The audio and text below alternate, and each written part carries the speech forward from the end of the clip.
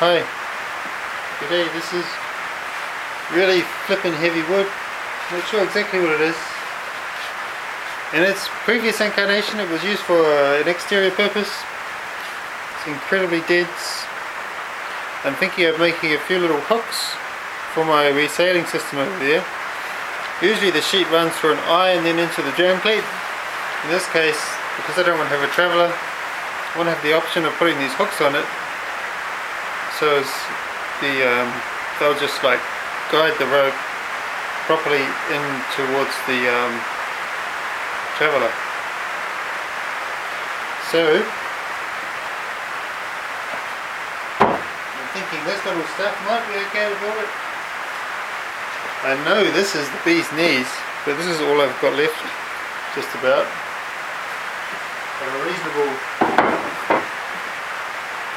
All I've got left of a reasonable size. I've got a few little bits like this, which are pretty small. If you look at it by my thumb, very tiny. So by the time I've made it flat and made a hook and then what have you, there's not much left.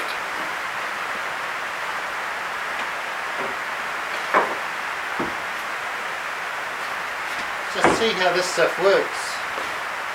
Give it a bit of an old choppy chop.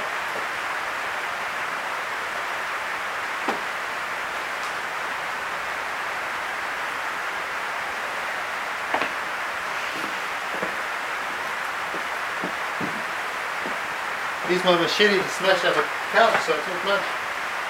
So I've got to have a wee oh, that's no problem. That works just fine. So, valuable board this, on account of how dense it is.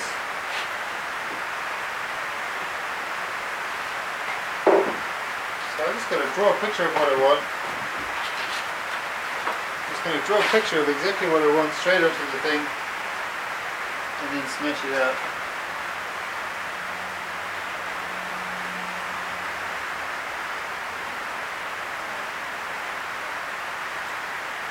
Basically like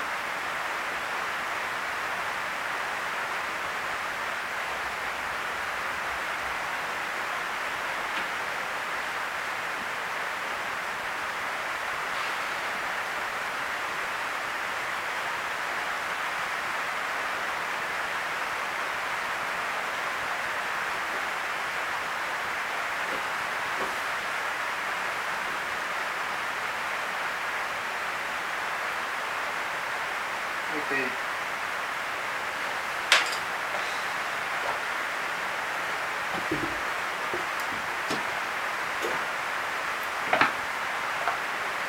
Well, what does that do? Now this stuff is, well, that would do it. This one here is thinner. I'm going to use the thinner one because it's going to be more of a lightweight component than a heavyweight. All this stuff cuts good, despite being super dense. I'm pretty sure this is teak again, the old teak.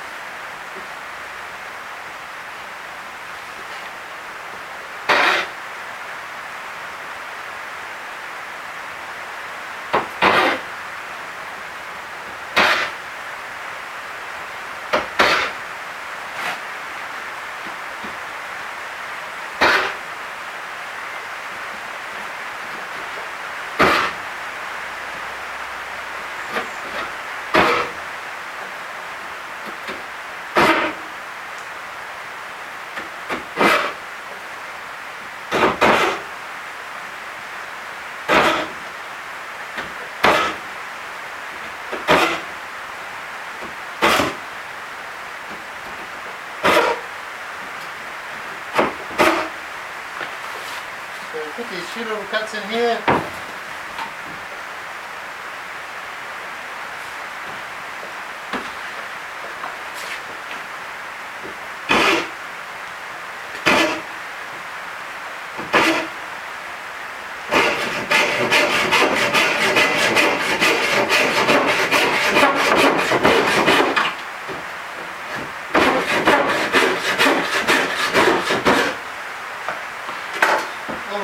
cut out, almost fully cut out. Then I'll drill it.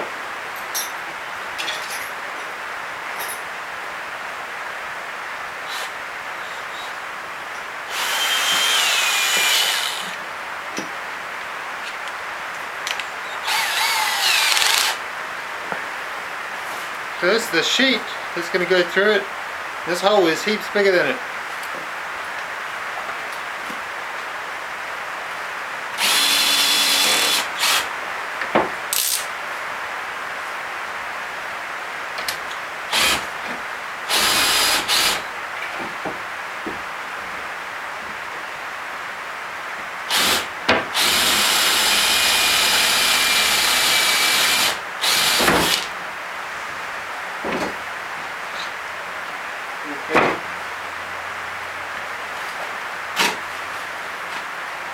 Get a bit of this stuff. Clamp down the wood, take it a wee grind. Grind. I'm not going to make these ones matching and symmetrical. Not too much anyway.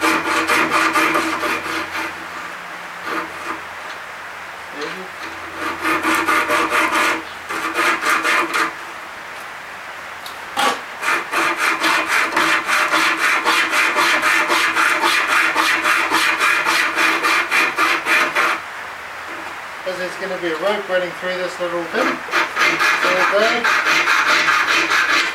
Want to nice it up a bit. Make it nice, you know.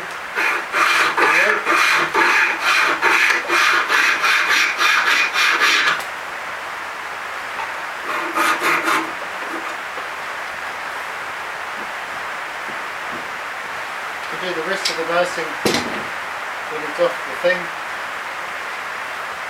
Cut all the through.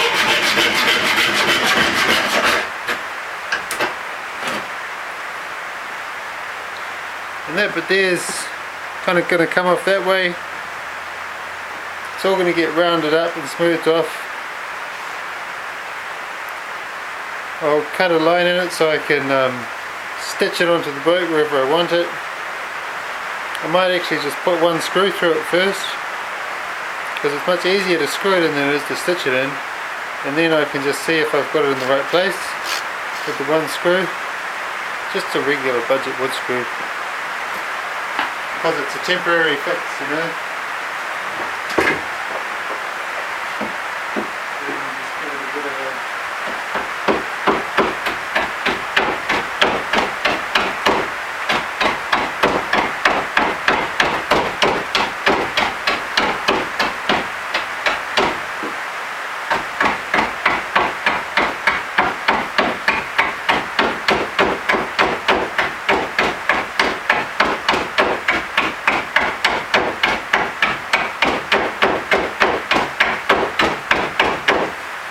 I find there's not many people on this medium demonstrating how you do things if you just have your hands in like one sharp thing and maybe a clamp at most. Most people are all about put it in your fancy expensive vise. I'm never going to buy a vise. Well, I wouldn't say that, but unless I start going in for engineering. Vices are expensive.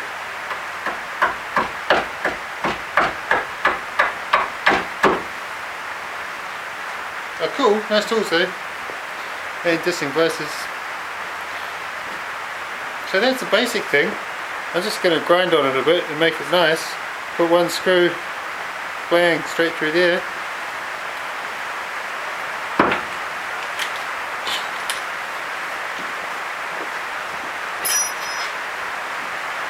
Just suss out my screw before I drill the hole. And I've got the little one. So my little screw. Oh no, it's too small. But that's all good because I'll just recess it in that far.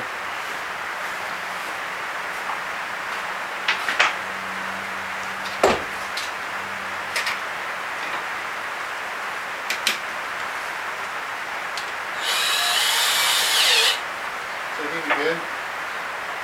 Anyway.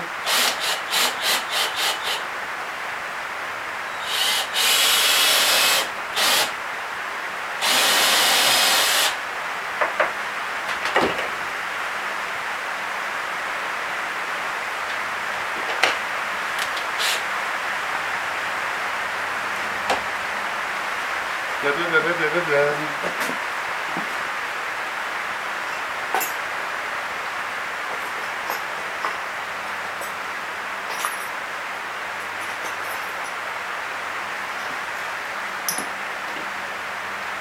I don't want that one, I want that one, because it comes closest to the angle of the screw.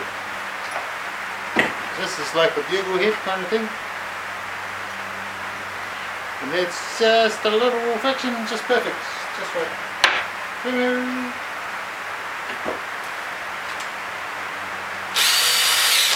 So if you all don't understand what this bit is for, as soon as I've drilled this hole,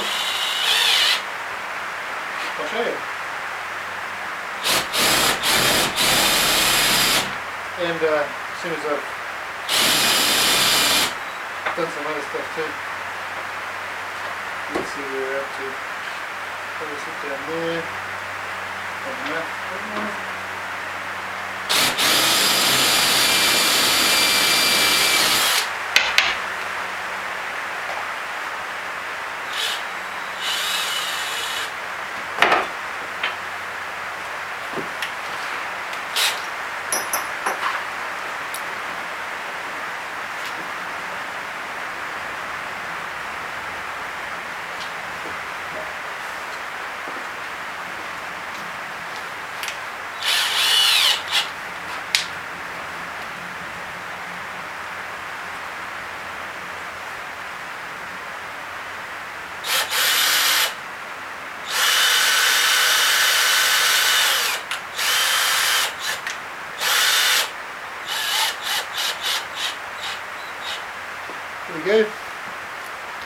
It's quite sufficient to hold on to it.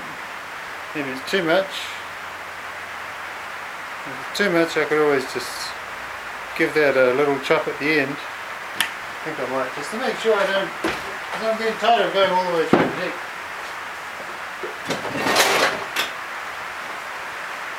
And it doesn't need to be pointy because I'm going to pre-drill the hole very slightly. It's just, there we go, that should be fine.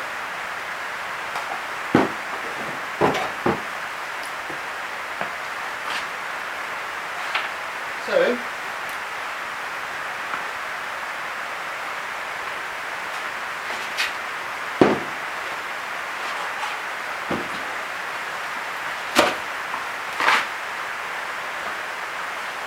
the whole purpose of this thing is to guide my little bit of rope. Have a look over here.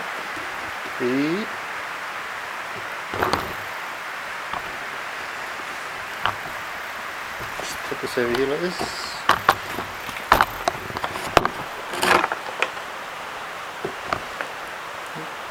So you see it like that. Just lean it on your grips.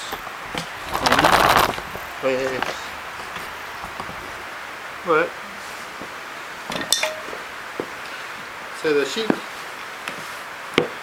goes through this thing. You can just hook it under with one hand. That's the idea.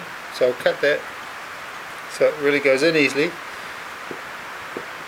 The sheet goes through it. It's long enough that it will hold it on a few different angles, and it will guide it approximately in this direction, and make sure that as it's coming this way, it's not pulling from an upwards direction. It has to pull straight this way in order for this to grab it. So that's basically what all it does.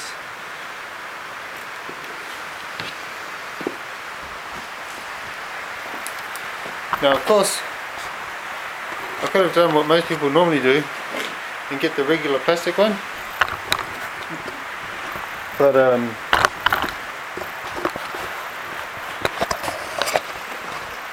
because I've got more time than money, didn't do it. Also, I think this will look cooler.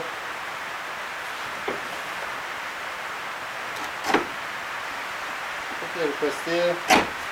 Bit of a chop that way. Check this across here.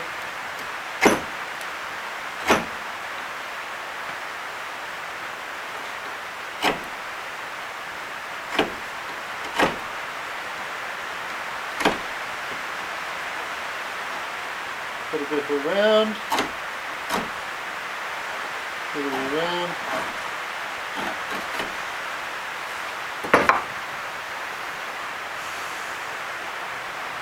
There's my grindy thing. Big old grindy thing. Handy dandy. Very handy dandy this actually, the roughest sandpaper you can get on a block. This reasonably long block.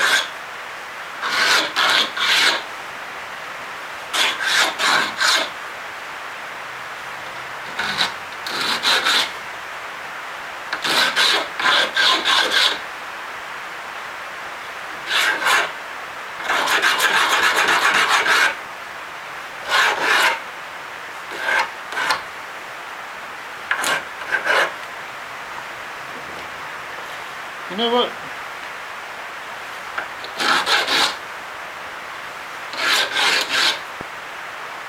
I think it's better screwing this on than anything else. And I could put a little screw from underneath up through here, just chop the top off clean. And that would be just tidy as.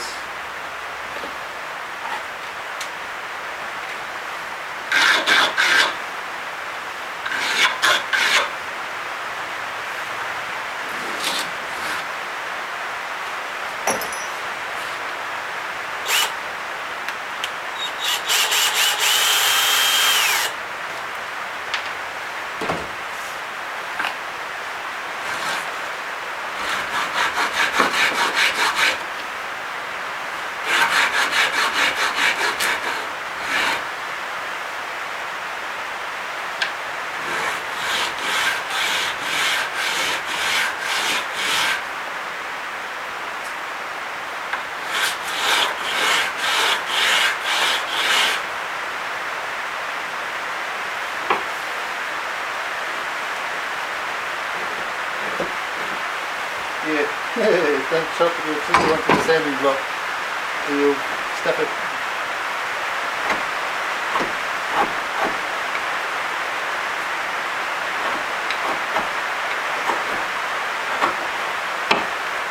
Wet this back a little bit more.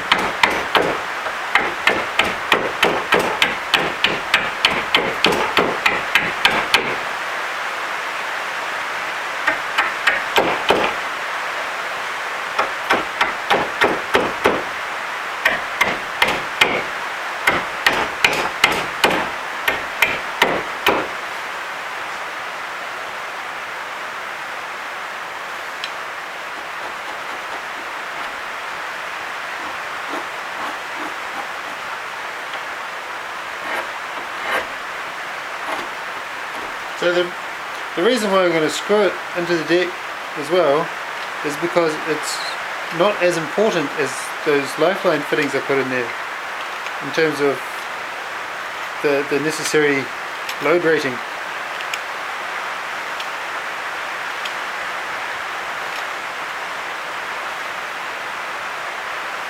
I want it to be strong.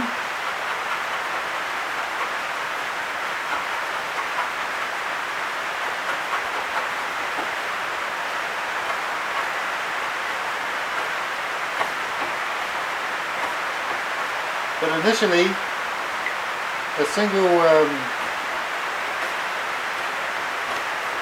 wood screw from the top and a little thin one from the bottom, stop it twisting, should be adequate.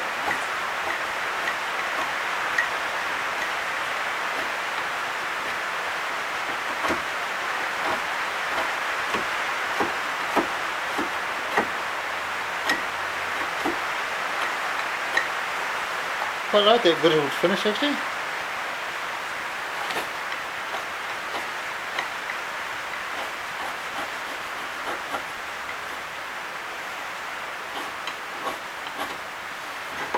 So a bit more of the old grind with the old stuff. Here's my old thing. The old thing. making the thing. Got time anyway at the end of the sort of up.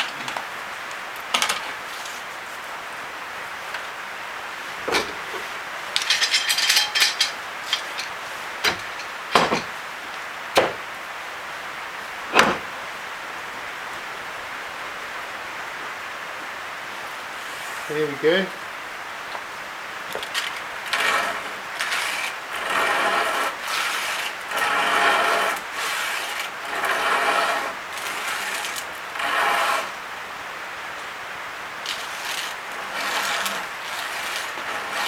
Just reverse it to take care of any irregularities in your technique. Not that this has to be perfectly exact or anything, it's not an exact science.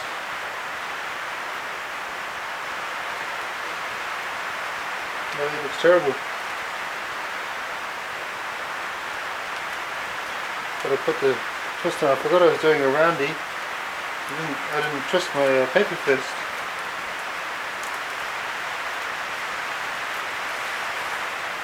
You'll find that I don't have such an exacting standard for this fitting as I do for the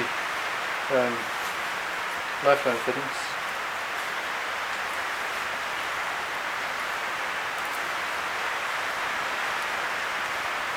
I just want it to function properly, not wear out my rope. Maybe not too ugly. A little bit ugly is acceptable.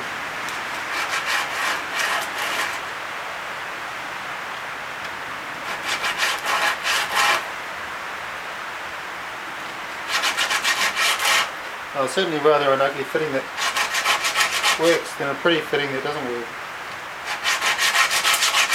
Which is why I took off that last one, that old time jam cleat.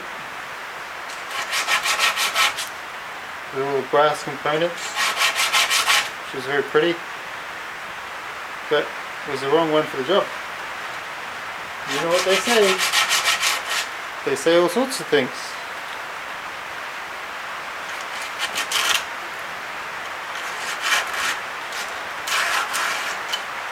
That's right, big shout out to Gus Johnston.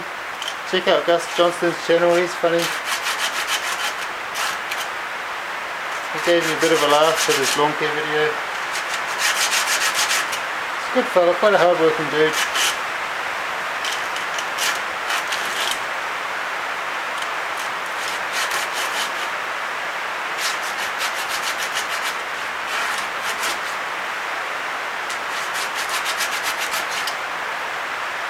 And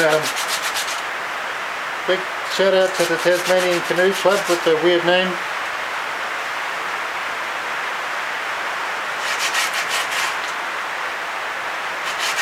If it wasn't for them I wouldn't be making this little thing.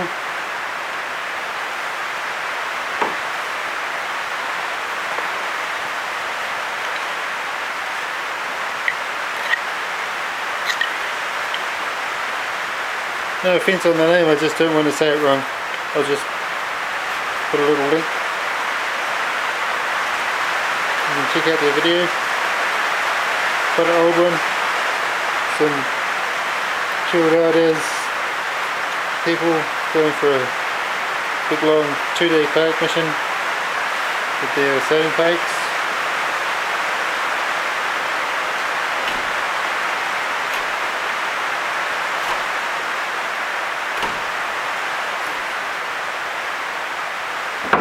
Alright.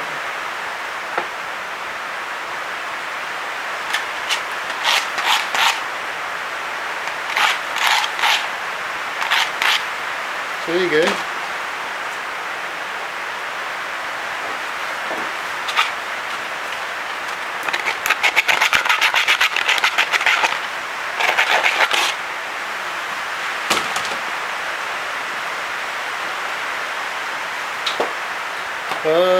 So there it is, it's on the deck and sailing along. I whip this thing across the deck, it slides in there. And then I slam it through the cleat with one hand. I'm just going to angle that up so it just slides in easily, it doesn't go hit that.